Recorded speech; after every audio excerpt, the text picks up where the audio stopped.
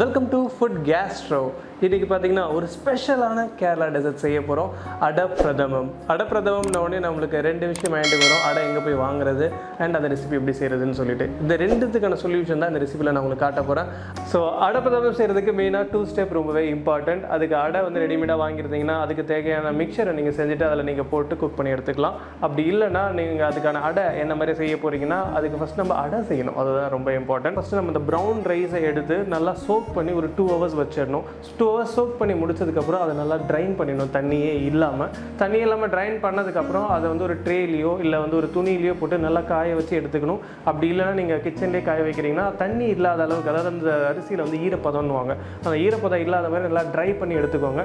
Try பண்ணி எடுத்ததுக்கப்புறம் அதை நம்ம பவுடர் அரைச்சோன்னா நெக்ஸ்ட் ஸ்டெப் ஆரம்பிச்சிடலாம். ஸோ இந்த ரைஸை நான் என்ன பண்ணியிருக்கேன்னா ஆல்ரெடி ஊற வச்சுருக்கேன். ஏன்னா ரொம்ப நேரம் ஆகும் இல்லையா இதெல்லாம் நம்ம செய்யணும்னா. ஸோ முன்னாடியே வந்து நான் அதை ஊற வச்சு ஒரு 2 hours ஊற வச்சு அதை எடுத்து ட்ரை பண்ணி சுத்தமாக தண்ணியே இல்லாத அளவுக்கு எடுத்து வச்சுருக்கேன். இதை நான் வந்து மிக்சியில் போட்டு பவுடர் அரைச்சிக்க போகிறேன். அதுதான் ஃபஸ்ட்டு ஸ்டெப். அது பவுடர் அரைச்சதுக்கப்புறம் அதை நம்ம வந்து ஒரு தோசை பேட்டர் மாதிரி செய்ய போகிறோம். அதை வாழையில் ஊற்றி ஸ்டீம் பண்ணி எடுத்து கட் பண்ணி எடுத்தோன்னா நம்மளுக்கு தேவையான அடை ரெடி ஆகிடும். அந்த ஸ்டெப் தான் நம்ம இப்போ பண்ண போகிறோம். ஸோ ஃபஸ்ட்டு இந்த ரைஸ் சொன்னோம் இல்லையா, இது நல்லாவே ட்ரை ஆகிடுச்சு. இதை நம்ம மிக்சி ஜாரில் போட்டுக்கலாம்.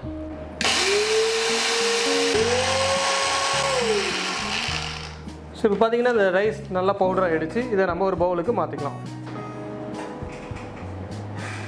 இப்போ நம்ம இந்த பவுலில் மாற்றி வச்சுருக்கோம் இல்லையா, இதை வந்து ஒரு தோசை பேட்டர் மாதிரி நம்ம கரைச்சிக்க போகிறோம். அதுக்கு நம்ம தேவையான இன்க்ரீடியன்ஸ் எல்லாம் ஃபஸ்ட்டு சேர்த்துடலாம். கொஞ்சம் பவுடர் சுகர் எடுத்து வச்சுருக்கேன். அந்த சுகர் கொஞ்சம் இதில் சேர்த்துக்கலாம். தேவையான அளவு கொஞ்சமாக சால்ட், கொஞ்சம் ஏலக்காய் பவுடர் அண்ட் கீ.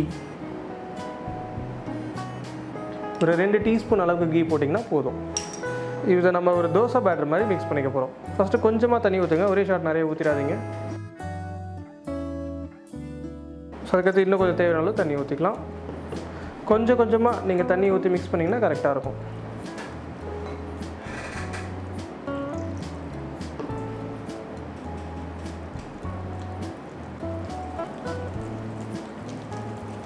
அடைக்கு தேவையான பேட்டர் ரெடி பண்ணிட்டோம். ஒரு தோசை மாவு கன்சிஸ்டன்சியில். நெக்ஸ்ட் ஸ்டெப் என்ன பண்ண போகிறோன்னு கேட்டிங்கன்னா, வாழை இலையை எடுத்து நான் இந்த மாதிரி ரேஞ்சிலையோ இல்லை நெருப்புலையோ நம்ம போட்டு அதை வாட்டி எடுத்துக்க போகிறோம். வாட்டி எடுத்ததுக்கப்புறம் நெக்ஸ்ட் ஸ்டெப் இந்த பேட்டர் அதில் ஊற்றி ரோல் பண்ணி ஸ்டீம் பண்ணி எடுத்தால் நம்மளுக்கு தேவையான அடை ரெடி ஆகிடும். அந்த ப்ராசஸ் எப்படி செய்கிறத பார்த்துடலாம். ஸோ ரேஞ்ச் ஆன் பண்ணிக்கிறேன். வாழை இலையை இதில் போட்டு நம்ம கொஞ்சம் வாட்ட போகிறோம். எதுக்கு இந்த மாதிரி பண்ணுறோன்னா, உங்களுக்கு ரோல் பண்ண பார்த்து சாஃப்டாக இருக்கும் இலை. இல்லைனா வந்து அது இஷ்டத்துக்கு வந்து நம்ம அதே ஸ்டேஜில் தான் ரோல் பண்ணணும். அதனால் இந்த மாதிரி சாஃப்ட் பண்ணி எடுத்து வச்சுக்கலாம். ஸோ நெக்ஸ்ட் ஸ்டேஜ் என்ன பண்ண போகிறோன்னு கேட்டிங்கன்னா, இந்த வாட்டி எடுத்த வாழை இலையில் லைட்டாக கீ சேர்த்துக்கிட்டு அது கூட நம்ம செஞ்சு வச்சிருந்த பேட்டரில் ஊற்றி ரோல் பண்ணி கட்டி ஸ்டீமரில் போட்டு ஸ்டீம் பண்ணிக்க போகிறோம். அதுக்காக நான் ஸ்டீமர் ஆன் பண்ணிக்கிறேன். வாழை இலையில் நம்ம லைட்டாக கொஞ்சம் கீ சேர்த்துக்கிறோம். கீ சேர்த்ததுக்கப்புறம் நம்ம வச்சுருந்தோம் இல்லையா பேட்டர், அடை பேட்டர், அதை நாம் அதில் ஊற்றி எடுத்துக்கலாம்.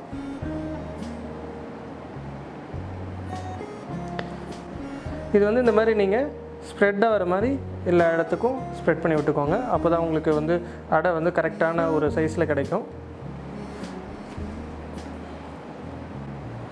அவ்வளோதான். ஸோ ரொம்ப ஈஸி பார்த்தீங்களா. இப்போ நம்ம இதை ரோல் பண்ணிக்க போகிறோம்.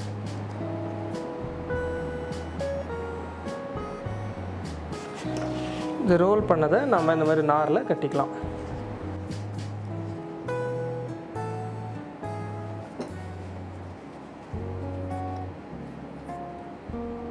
இந்த மாதிரி எல்லாத்தையும் நம்ம செஞ்சு எடுத்துக்கிட்டு ஸ்டீம் பண்ணி எடுத்துக்கிட்டால் போதும். ஸோ இந்த மாதிரி நம்ம செஞ்சு ரோல் பண்ணதுக்கப்புறம் எல்லாத்தையும் நம்ம ஸ்டீம் பண்ணி வச்சுக்க போகிறோம். இந்த மாதிரி ஒரு ஸ்டீமரில் எடுத்து வச்சுக்கலாம். ஸோ எல்லாத்தையும் நம்ம இந்த மாதிரி அழகாக ஸ்டீமரில் அடுக்கி ஸ்டீம் பண்ணிக்கலாம். நெக்ஸ்ட் ஸ்டெப் பார்த்தீங்கன்னா, தேங்காய் பால் அரைச்சிக்க போகிறோம். ஆல்ரெடி நான் திருவி வச்சுருக்கேன் தேங்காவை ஜாரில் போட்டு நல்லா அரைச்சி பிளெண்ட் பண்ணி அதோட பாலை எடுத்துக்கலாம்.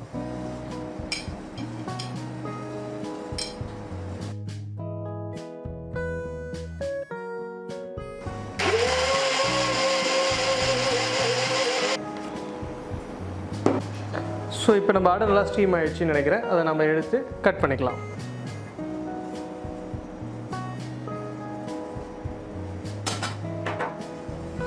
ஸோ இது நம்ம செக் பண்ணிவிட்டு இந்த மாதிரி பிரிச்சுருங்க. பிரிச்சுட்டு நம்ம ஆல்ரெடி போட்டிருந்தோம் இல்லையா, அதை நீங்கள் ஓப்பன் பண்ணி பார்த்தீங்கன்னா உங்களுக்கு தெரிஞ்சிருக்கும்.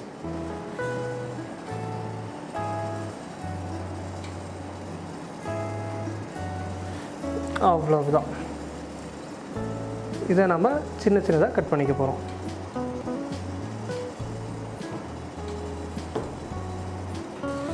ஸோ இந்த மாதிரி கட் பண்ண அடையை ஒரு பவுலில் எடுத்து வச்சுக்கலாம். நெக்ஸ்ட் ஸ்டெப் பார்த்தீங்கன்னா ரொம்பவே ஈஸி. நம்ம வெல்லம் ஆல்ரெடி திருவி வச்சுருக்கோம், அதை நம்ம பாகு காய்ச்சிக்கலாம்.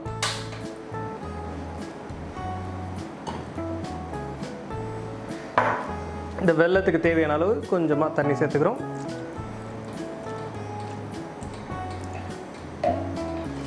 இது நல்லா பாகு மாதிரி காய்ச்சி எடுத்துக்கலாம். ஸோ இப்போ பார்த்தீங்கன்னா வெல்லம் நல்லா மெல்ட் ஆகிடுச்சு. இதை நம்ம ஸ்ட்ரெயின் பண்ணி எடுத்துக்கலாம்.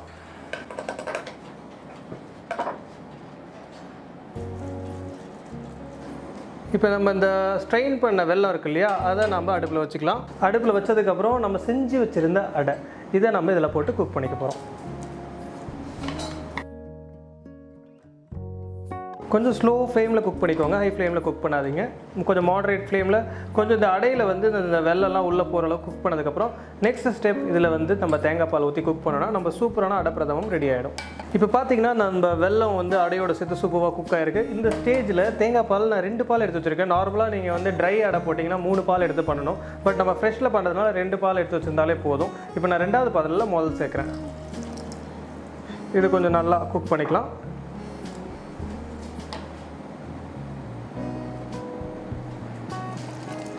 நம்ம 2வது பால் ஊற்றி நல்லா திக்காக குக் பண்ணிட்டோம். இந்த ஸ்டேஜில் தேங்காய் பாலை ஊற்றி மாடரேட் ஃப்ளேமில் குக் பண்ணிக்கலாம்.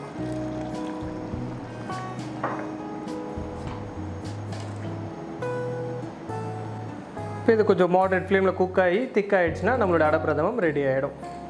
இப்போ சூப்பராக நம்ம அடை பிரதமம் திக்காகிடுச்சு. இந்த ஸ்டேஜில் இதுக்கு தேவையான அளவு கொஞ்சமாக ஏலக்காய் பவுடர் சேர்த்துக்கிறோம். ஏலக்காய் பவுடர் சேர்த்ததுக்கப்புறம் இது ஒரு சைடில் எடுத்து வச்சுக்கலாம். நெக்ஸ்ட்டு இதுக்கு தேவையான கேஷ்யூ நட் ப்ளஸ் கோகோனட் இது எல்லாத்தையுமே சேர்த்துக்க போகிறோம். ஃபஸ்ட்டு இதுக்கு தேவையான அளவு கொஞ்சம் கீ.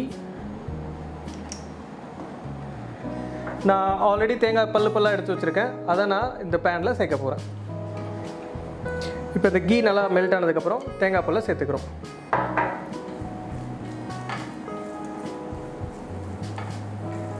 ஸோ தேங்காய் சேர்த்ததுக்கப்புறம் அது கூட கொஞ்சமாக முந்திரி பயிறு, கொஞ்சம் திராட்சை, அவ்வளோதாங்க. இதை வந்து நல்லா நம்ம நெய்யில் வறுத்து எடுத்து பாயசத்தில் சேர்த்துக்க போகிறோம்.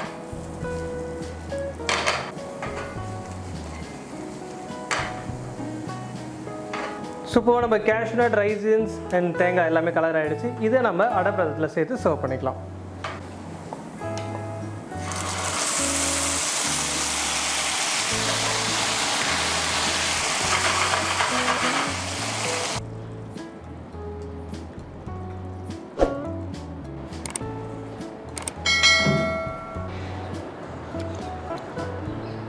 ரொம்பவே சூப்பராக இருக்குது. இந்த மாதிரி ஒரு அடை வீட்டில் செய்ய முடியும்னா நாம ஏன் கடையில் வாங்கி செய்ய போகிறோம்? இந்த ரெசிபியை மறக்காமல் ட்ரை பண்ணி பாருங்கள். இது எப்படி இருந்ததுன்றதை மறக்காமல் கமெண்ட் பண்ணுங்கள். சேனலை சப்ஸ்கிரைப் பண்ணவும் மறக்காதீங்க. Until then, bye from Chef Sara.